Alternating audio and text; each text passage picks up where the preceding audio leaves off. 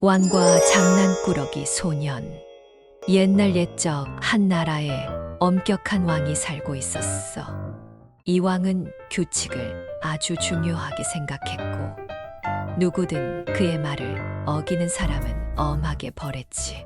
하지만 그 나라에는 아주 영리하고 장난을 좋아하는 소년이 있었어. 그는 왕이 너무 심각하다고 생각했지. 그래서 왕에게 재미있는 장난을 걸어보기로 했단다. 하루는 왕이 궁전 밖으로 행차를 나갔어. 그런데 길 한가운데 커다란 바위가 놓여 있는 거야. 왕과 신하들은 깜짝 놀랐어. 왕은 화를 내며 소리쳤어. 누가 감히 내 길을 막아 놓았느냐? 그때 한 신하가 소년이 바위를 놓았다고 보고했어. 왕은 소년을 궁으로 불러들였단다. 소년은 왕 앞에서도 조금도 겁내지 않고 미소를 지으며 말했어.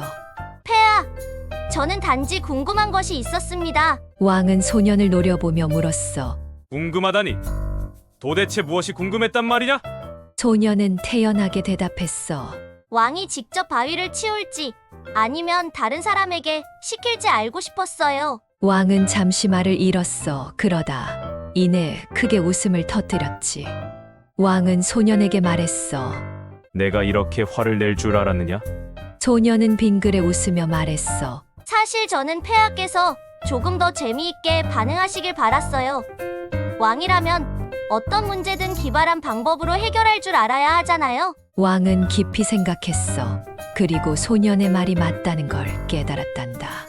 왕은 단순히 벌을 주는 것만이 답이 아니라는 걸 배운 거야.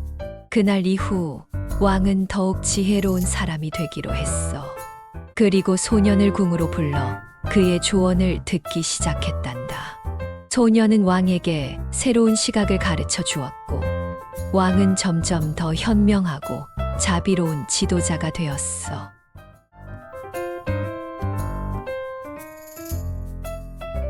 지혜로운 농부와 왕의 시험. 옛날 어느 왕국에 공평하지만 엄격한 왕이 있었어.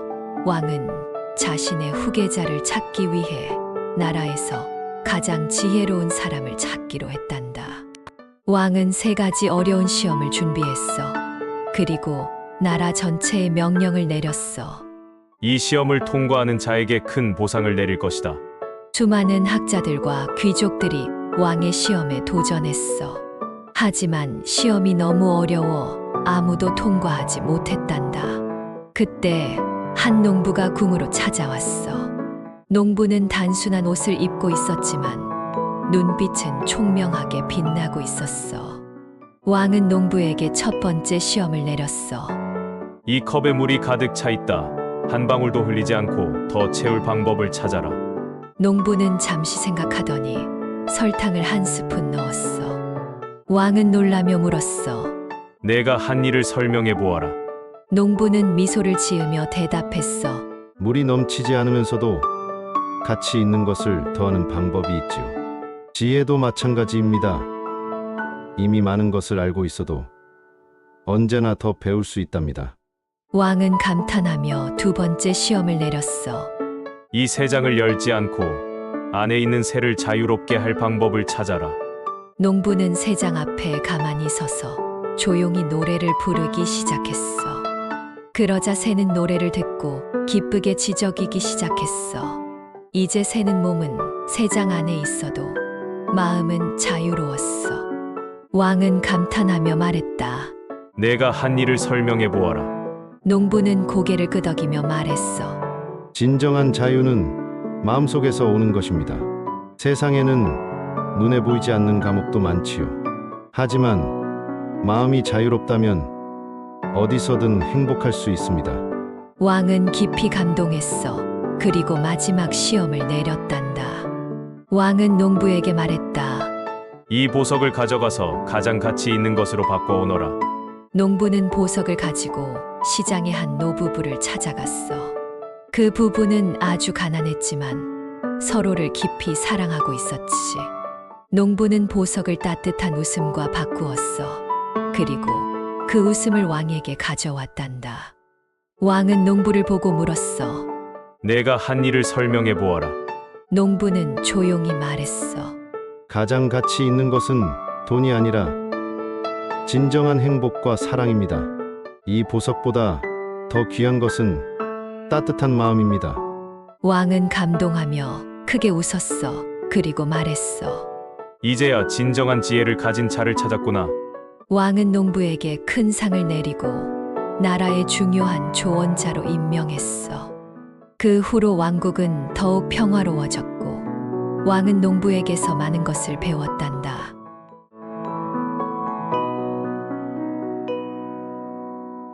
현명한 재판관과 억울한 상인.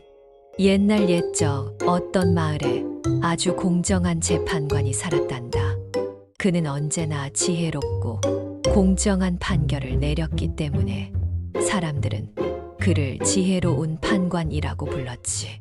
어느 날 한 상인이 울면서 재판관을 찾아왔어. 제 돈을 도둑 맞았어요. 도와주세요. 재판관은 조용히 물었어. 무슨 일이 있었는지 말해보시오. 상인은 깊은 한숨을 쉬며 이야기했어. 제가 시장에서 장사를 마치고 돌아가려는데 한 남자가 다가와 돈을 세어보자고 했어요. 제가 돈을 꺼내자마자 그는 그것을 빼앗아 달아났어요. 재판관은 고개를 끄덕이며 말했어. 그 도둑이 누구인지 알고 있소? 상인은 고개를 저었어. 모르겠어요. 하지만 주변에 사람들이 많았어요. 아마 목격자가 있을지도 몰라요. 재판관은 마을 사람들에게 소문을 퍼뜨리도록 했어. 오늘 시장에서 이상한 행동을 한 사람이 있는지 찾아보시오. 그 다음 날 한 남자가 재판관 앞에 끌려왔어. 어제 시장에서 돈을 세던 남자입니다. 재판관은 조용히 그를 바라보며 말했어. 자, 그 돈을 내가 가지고 있는지 확인해 보겠다. 남자는 당황하며 말했어. 저는 절대 훔친 적이 없습니다. 그 상인이 거짓말을 하고 있어요. 재판관은 미소를 지으며 말했어. 좋아. 그렇다면 이 간단한 시험을 통과하면 되겠구나. 재판관은 상인에게 말했어. 내 돈이 들어있던 주머니의 무게를 기억하시오. 상인은 고개를 끄덕였어.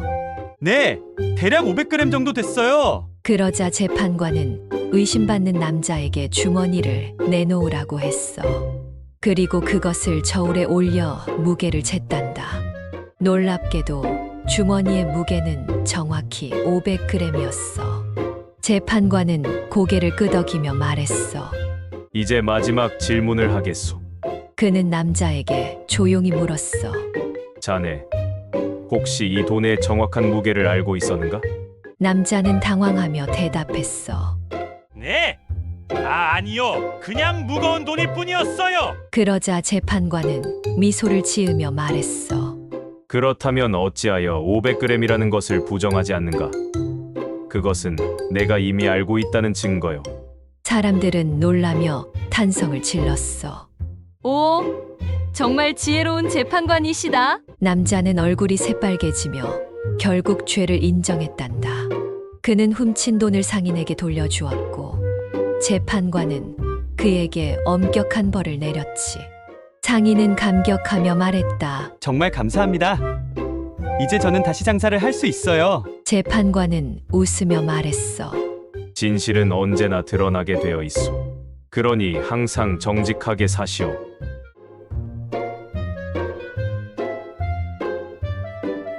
기발한 농부와 욕심 많은 지주. 옛날 어느 마을에 성실하고 똑똑한 농부가 살았단다. 그는 땅을 소중히 여기고 열심히 일하는 사람이었어. 하지만 이 농부의 땅은 욕심 많은 지주의 것이었지. 그 지주는 항상 농부를 괴롭혔어. 올해는 더 많은 돈을 내야 한다.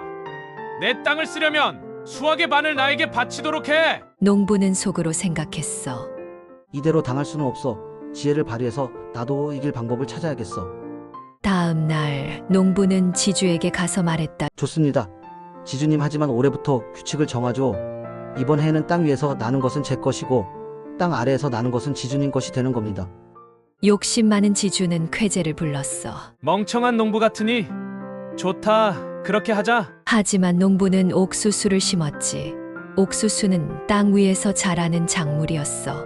그래서 농부는 모든 옥수수를 가져갔고 지주는 뿌리밖에 얻을 수 없었어. 지주는 화가 나서 소리쳤어. 올해는 반대로 하겠다. 이제는 땅 위의 것은 내 것이고 땅 아래의 것은 내 것이야. 농부는 웃으며 말했다. 좋습니다. 지주님 이번에는 그렇게 합시다. 그런데 이번에는 농부가 감자를 심었어. 감자는 땅 속에서 자라는 작물이었지. 결국 농부는 감자를 모두 가졌고 지주는 쓸모없는 줄기만 남았어. 지주는 완전히 속은 것을 깨달았어. 이런 이 농부가 나보다 더 영리하군. 결국 지주는 농부에게 더 이상 욕심을 부리지 않겠다고 약속했단다. 내가 이렇게 똑똑한데 차라리 함께 협력해서 일하는 게 좋겠구나. 농부는 미소 지으며 말했다. 그래요. 정직하게 함께 일하면 우리 모두가 더 행복해질 겁니다.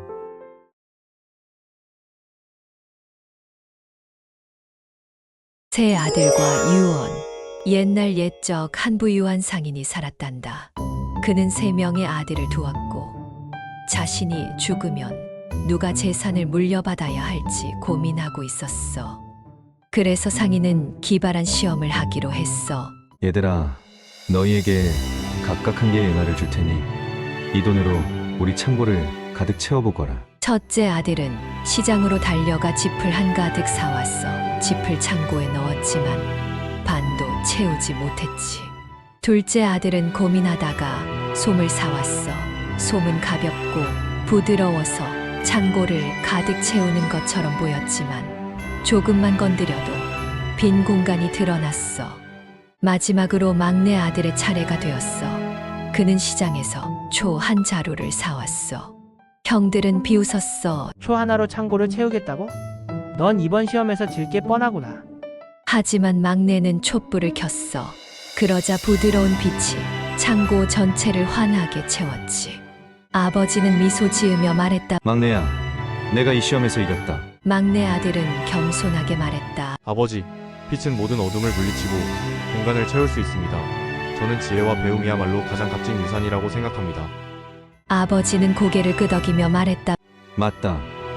부는 쉽게 사라질 수 있지만 지혜는 영원히 너를 빛나게 해줄 것이다. 결국 막내 아들은 아버지의 재산과 지혜를 이어받아 훌륭한 상인이 되었단다.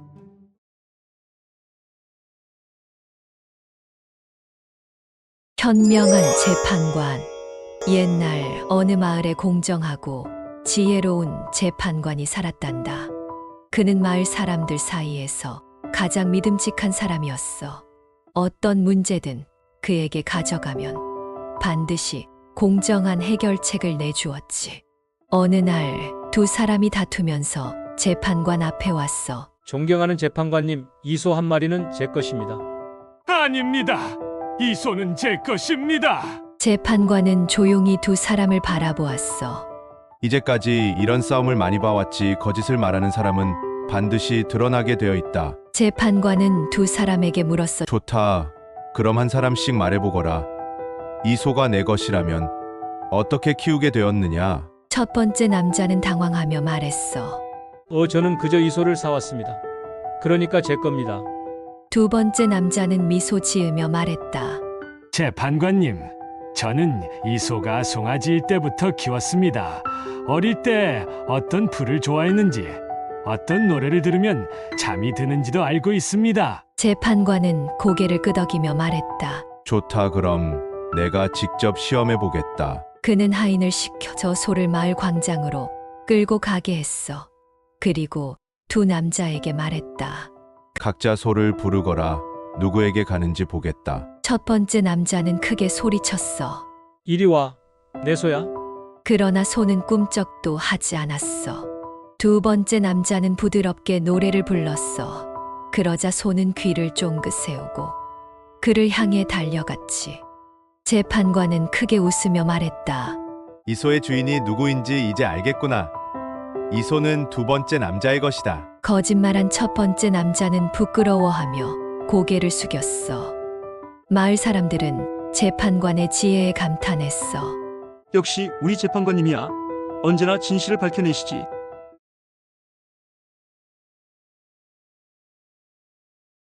네 개의 질문. 옛날 옛적 한 청년이 있었단다. 그는 세상에 대해 궁금한 것이 많았어. 그래서 가장 현명한 스승을 찾아가 질문을 던졌지. 청년은 스승에게 물었어. 스승님, 제가 답을 알고 싶은 4가지 질문이 있습니다. 스승은 미소 지으며 말했다. 그래, 말해보거라. 청년은 첫 번째 질문을 던졌어. 세상에서 가장 중요한 시간은 언제인가요? 스승은 잠시 생각하다가 대답했어. 그건 바로 지금, 현재란다. 과거는 돌아오지 않고 미래는 알 수 없지. 그러니 현재를 소중히 해야 한다. 청년은 고개를 끄덕이며 두 번째 질문을 던졌어. 세상에서 가장 중요한 사람은 누구인가요? 스승은 부드럽게 말했다. 그건 내가 지금 함께 있는 사람이란다. 아무리 중요한 사람이라도 곁에 없으면 도움을 줄 수도 받을 수도 없지. 그러니 지금 함께하는 사람을 소중히 여겨라. 청년은 감탄하며 세 번째 질문을 던졌어. 세상에서 가장 중요한 일은 무엇인가요? 스승은 미소 지으며 대답했어. 그건 지금 내가 해야 하는 일이지. 선한 일을 미루지 말고 사랑과 친절을 실천해야 한단다. 청년은 마지막 질문을 던졌어. 그러면 가장 중요한 사람은 누구인가요? 스승은 따뜻하게 말했다. 그건 바로 너 자신이란다. 내가 행복해야 다른 사람도 행복하게 만들 수 있지. 그러니 자신을 사랑하고 소중히 여겨라. 청년은 깊이 깨달았어. 스승님, 감사합니다. 이제야 제가 찾던 답을 알았습니다. 그 후 청년은 현재를 소중히 여기고 곁에 있는 사람을 아끼며 해야 할 일을 미루지 않고 자신을 사랑하며 살아갔단다.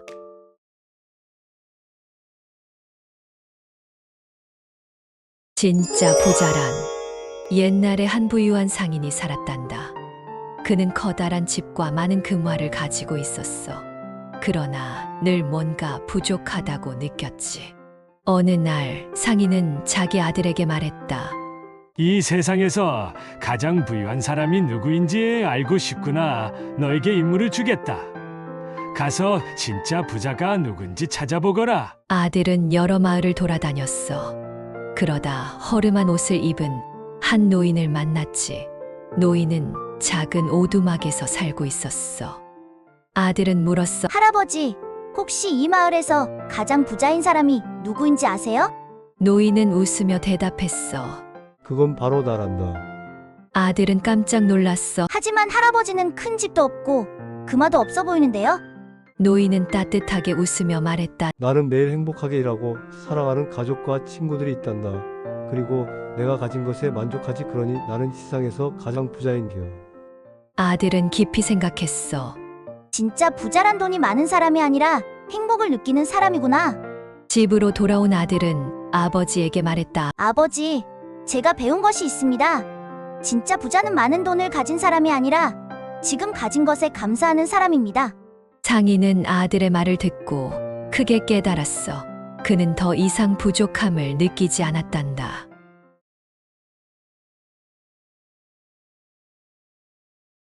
지혜로운 재판관. 옛날 어느 마을에 지혜롭기로 소문난 재판관이 살았단다. 그는 항상 공정하게 판결을 내렸고 사람들은 그를 깊이 존경했지. 어느 날 두 사람이 서로 자기 것이라고 주장하는 낡은 책을 들고 재판관을 찾아왔어. 첫 번째 남자가 말했어. 이 책은 내 할아버지께서 물려주신 것입니다. 두 번째 남자도 말했다. 아닙니다. 이 책은 제 것이며 제가 오래전부터 가지고 있었습니다. 재판관은 잠시 생각하더니 책을 조용히 들고 책을 반으로 자르겠다고 했어. 두 남자는 깜짝 놀랐지. 그때 첫 번째 남자가 재빨리 외쳤어. 안 됩니다. 제발 그러지 마세요. 차라리 저 사람에게 주세요. 재판관은 빙글에 미소를 지으며 책을 첫 번째 남자에게 주었어. 그리고 말했다. 책을 정말 아끼는 사람은 책이 망가지는 것을 원치 않지. 진짜 주인은 바로 당신입니다. 두 번째 남자는 얼굴이 빨개졌고 사람들은 재판관의 지혜에 감탄했어. 그 후 그 마을에서는 거짓으로 남의 것을 빼앗으려 하는 사람이 사라졌고 모두 정직하게 살게 되었단다. 세 가지 지혜. 옛날에 한 젊은 청년이 있었단다. 그는 먼 나라에서 부자가 되기 위해 여행을 떠났어. 길을 떠나기 전 아버지가 말했다. 아들아, 길을 떠나기 전에 내가 너에게 3가지 지혜를 가르쳐 주마. 이것만 기억하면 어떤 어려움도 이겨낼 수 있단다. 청년은 아버지의 말을 귀담아 들었어. 그리고 머나먼 여행을 떠났지. 첫 번째 지혜는 절대 화가 났을 때 행동하지 말라. 그는 처음엔 이 말이 무슨 뜻인지 몰랐어. 하지만 여행 중에 어떤 마을에서 누군가 그를 모욕했지. 청년은 화를 내며 주먹을 쥐었지만 아버지의 말을 떠올렸어. 그래서 그냥 참았지. 나중에 알고 보니 그 사람은 그 마을에서 싸움을 걸어 다른 사람들을 곤경에 빠뜨리는 사람이었어. 두 번째 지혜는 낯선 사람이 너무 좋은 제안을 하면 조심하라. 청년이 어느 마을에 도착했을 때 한 부자가 다가와 말했다. 우리 집에서 일하면 그 말을 가득 주겠다. 청년은 처음엔 기뻤지만 아버지의 지혜를 떠올리고 조심스럽게 물었어. 정확히 어떤 일을 하면 되나요? 그러자 부자는 그냥 시키는 대로 하면 돼 라고 했지.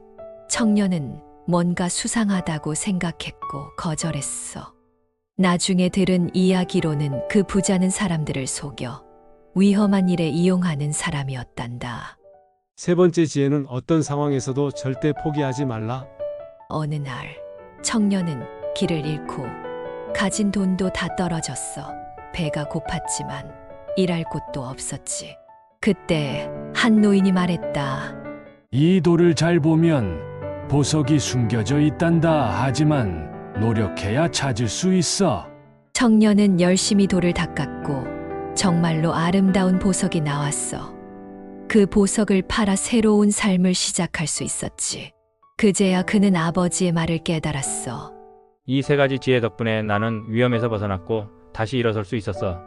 청년은 고향으로 돌아와 아버지께 감사 인사를 드렸단다. 그리고 행복한 삶을 살았어. 욕심 많은 형제. 옛날 어느 마을에 두 형제가 살았단다. 형은 욕심이 많고 동생은 착하고 성실했지. 아버지가 돌아가신 후 두 형제는 땅을 반으로 나누어 가졌어. 하지만 형은 더 많은 땅을 차지하고 싶었단다. 어느 날 형은 마법사가 산다는 숲에 갔어. 그리고 속삭였지. 마법사님, 저에게 부자가 될 방법을 알려주세요. 마법사는 조용히 말했다. 욕심을 부리지 않고 남과 나누는 사람이 진정한 부자가 될 것이다. 하지만 형은 마법사의 말을 믿지 않았어. 그래서 동생을 속여 그의 땅까지 빼앗았단다. 동생은 아무 말 없이 떠났어. 그는 작은 오두막에서 열심히 일하며 살아갔단다. 시간이 흘러 형은 갑자기 농사가 잘 되지 않기 시작했어. 비가 오지 않고 곡식도 시들어 버렸지. 그때 마을에서 들려오는 소문이 있었어. 동생은 작지만 풍요로운 밭을 가지고 있대. 그리고 마을 사람들과 모든 것을 나누고 있대. 형은 깜짝 놀라 동생을 찾아갔단다. 그리고 물었어. 너는 작은 땅에서 어떻게 이렇게 풍족하니? 동생은 미소를 지으며 대답했어. 나는 매일 조금씩 나눕니다. 그랬더니 신기하게도 더 많은 것이 생기더군요. 형은 그제야 마법사의 말을 떠올렸지. 그리고 동생에게 용서를 구하며 마을 사람들과 함께 나누기로 결심했단다. 그 후 형제는 모두와 나누며 행복하게 살았단다.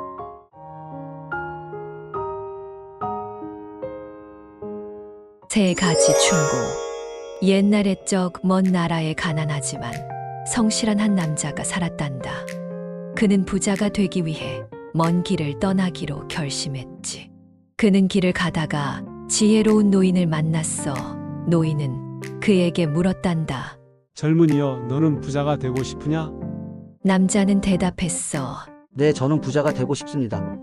그러자 노인은 말했다. 그렇다면 내가 너에게 3가지 충고를 주겠다. 노인은 첫 번째 충고를 주었어. 절대 화가 났을 때 결정을 내리지 마라. 남자는 고개를 끄덕이며 노인의 두 번째 충고를 들었어. 너무 쉬운 길을 가지 마라. 쉬운 길은 늘 함정이 숨어 있단다. 마지막으로 노인은 말했다. 의심스러울 때는 밤까지 기다려라. 어둠이 걷히면 진실이 보일 것이다. 남자는 노인의 말을 가슴에 새기며 다시 길을 떠났단다. 그는 오랜 시간 일을 하며 돈을 모아 부자가 되었어. 마침내 그는 고향으로 돌아가기로 했어. 하지만 고향으로 가는 길에는 두 갈래 길이 있었지. 한쪽은 빠르고 쉬운 길, 다른 한쪽은 멀고 험한 길이었어. 그는 노인의 충고를 떠올렸어. 너무 쉬운 길을 가지 마라. 그래서 멀고 험한 길을 선택했지. 그런데 나중에 알고 보니 쉬운 길에는 도둑들이 숨어 있었어. 그는 노인의 충고 덕분에 목숨을 건질 수 있었지. 길을 가던 중 그는 작은 마을에서 하룻밤을 머물렀어. 그런데 마을 사람들이 말했다. 이 집에 있는 아름다운 여인은 마녀다. 그러니 절대 들어가면 안 돼. 남자는 깜짝 놀랐지만 노인의 충고를 떠올렸어. 의심스러울 때는 밤까지 기다려라. 그래서 그는 아침까지 기다리기로 했지. 아침이 되자 그는 마을의 진실을 알게 되었어.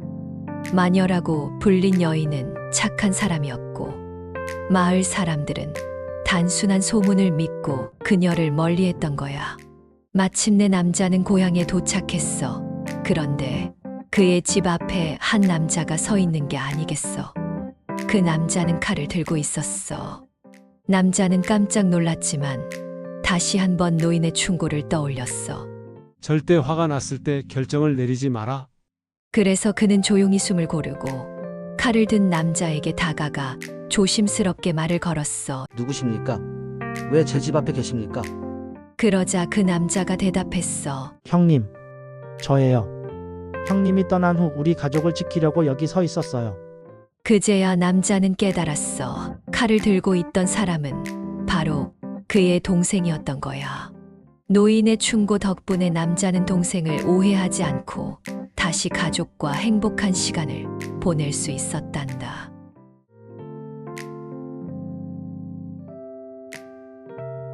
지혜로운 농부. 옛날 어느 작은 마을에 가난하지만 성실한 농부가 살았단다. 그는 매일 열심히 일하며 가족을 돌보고 있었지. 어느 날 농부는 밭을 갈다가 무언가 단단한 것을 발견했어. 땅을 더 깊이 파보니 그것은 무려 금화가 가득 담긴 상자였지. 농부는 깜짝 놀랐어.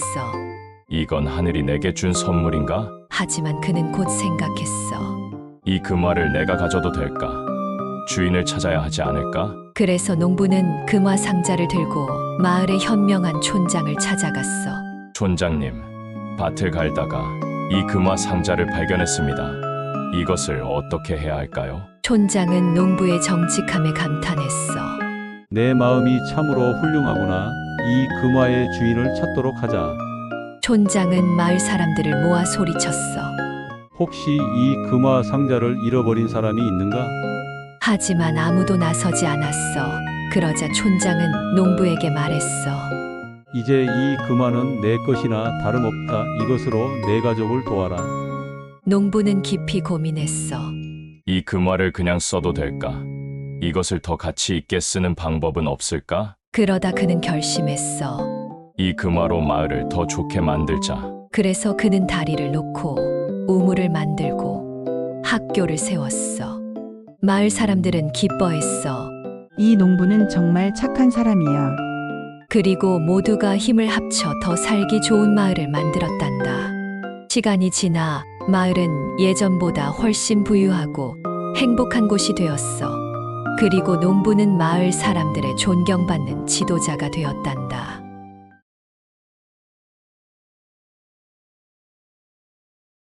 사자의 가죽을 쓴 당나귀. 옛날 어느 작은 마을에 한 마리의 당나귀가 살았단다. 그 당나귀는 항상 자신이 약하다고 생각했어. 나는 힘도 없고 아무도 나를 무서워하지 않아. 그러던 어느 날 당나귀는 숲에서 사자의 가죽을 발견했어. 그는 가죽을 보며 생각했지. 이걸 쓰면 나도 사자처럼 강해 보이지 않을까? 당나귀는 사자의 가죽을 뒤집어 쓰고 마을로 내려갔어. 그러자 사람들과 동물들이 깜짝 놀라며 도망치기 시작했지. 으악! 사자다! 도망쳐! 마을은 순식간에 난리가 났어. 당나귀는 속으로 웃으며 생각했지. 하하. 이제 모두 나를 두려워하는구나. 당나귀는 기분이 좋아져서 여기저기 돌아다녔어. 마을 사람들은 사자의 모습에 겁을 먹고 모두 숨어버렸지. 하지만 당나귀는 너무 신이 난 나머지 자신의 본 모습을 잊어버렸어. 그리고 그만 크게 울어버리고 말았지. 그 소리를 들은 마을 사람들은 멈춰서서 서로를 쳐다봤. 저건 사자가 아니라 당나귀잖아. 사람들은 다시 용기를 내서 당나귀에게 다가갔어. 한 소년이 웃으며 말했지. 이 사자는 사자의 울음소리가 아니라 당나귀 소리를 내잖아. 결국 당나귀는 사람들에게 들켜버리고 말았어. 사람들은 더 이상 그를 무서워하지 않았지. 겉모습만 바꾼다고 진짜 강해지는 건 아니야. 당나귀는 부끄러워서 조용히 숲으로 돌아갔어. 그리고 깨달았지. 진짜 강함은 겉모습이 아니라 마음에서 나오는 거였구나.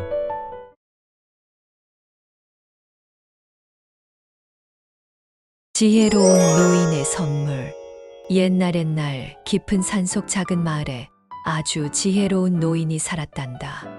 그는 늘 조용히 마을 사람들을 돕고 사람들은 그를 존경했어. 어느 날 마을에 욕심 많은 부자가 찾아왔어. 그는 노인을 찾아가 말했지. 당신이 그렇게 지혜롭다니 나에게도 지혜를 나눠주시오. 노인은 빙그레 웃으며 작은 보석 상자를 건넸어.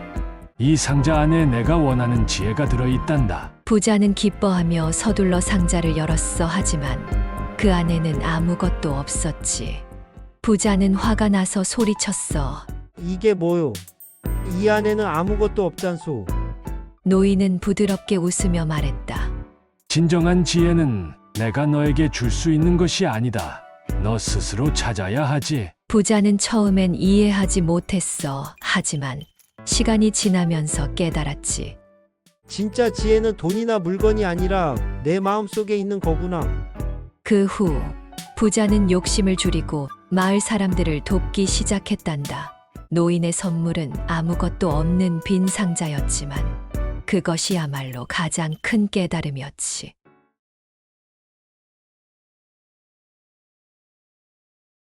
새 친구와 황금 주머니. 옛날 어느 마을에 3명의 친구가 살았단다. 그들은 어릴 때부터 함께 자라며 무엇이든 나누는 사이였어.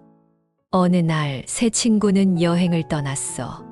그들은 길을 가다가 반짝이는 황금 주머니를 발견했지. 우와, 황금이다. 이걸 우리가 나눠 가지면 되겠네. 새 친구는 기뻐했어. 하지만 점점 욕심이 생기기 시작했지. 한 친구가 말했다. 우리 중 한 명이 마을에 가서 음식 좀 사올까? 다른 친구들이 고개를 끄덕였어. 하지만 마을로 간 친구는 이런 생각을 했지. 음식을 사는 대신 내가 황금을 다 가지면 어떨까? 그리고 그는 음식에 독을 타기로 결심했어. 한편 남아있던 두 친구도 서로를 바라보며 속삭였어. 저 친구가 돌아오면 우리가 먼저 공격해서 황금을 나누자. 마침내 친구가 음식을 들고 돌아왔어. 하지만 두 친구는 그를 공격해버렸지. 그리고 기뻐하며 독이 든 음식을 먹었단다. 결국 세 친구 모두 욕심 때문에 황금을 얻지 못하고 목숨을 잃고 말았어. 얼마 후 다른 여행자들이 황금 주머니를 발견했어. 하지만 그들은 욕심 부리지 않고 모두에게 나누어 주었지.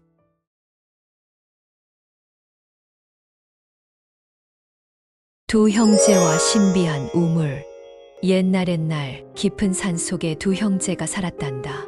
형은 욕심이 많았고 동생은 착하고 정직했지. 어느 날 동생이 숲에서 신비한 우물을 발견했어. 그 우물은 마시는 사람에게 행운과 불을 준다고 했지. 동생은 우물에서 물을 한 모금 마셨고 그 순간 마법처럼 황금이 나타났어. 와! 정말 신기한 우물이야. 하지만 동생은 모든 황금을 혼자 가지지 않고 마을 사람들과 나누었어. 그러자 우물은 더욱더 많은 행운을 주었지. 이 소식을 들은 형은 욕심이 생겼어. 저 우물에서 물을 마시면 나는 더 부자가 될 거야. 형은 우물로 달려가 물 한 모금이 아니라 잔뜩 마셔버렸어. 하지만 이상하게도 아무 일도 일어나지 않았지. 그때 우물에서 작은 목소리가 들렸어. 너는 욕심이 많구나. 진정한 부는 나눌 줄 아는 마음에서 나온단다. 형은 그제야 깨달았어. 내가 너무 욕심을 부렸구나. 그리고 동생에게 가서 진심으로 사과했단다. 그 후 두 형제는 함께 우물의 물을 마시고 불을 나누며 행복하게 살았단다.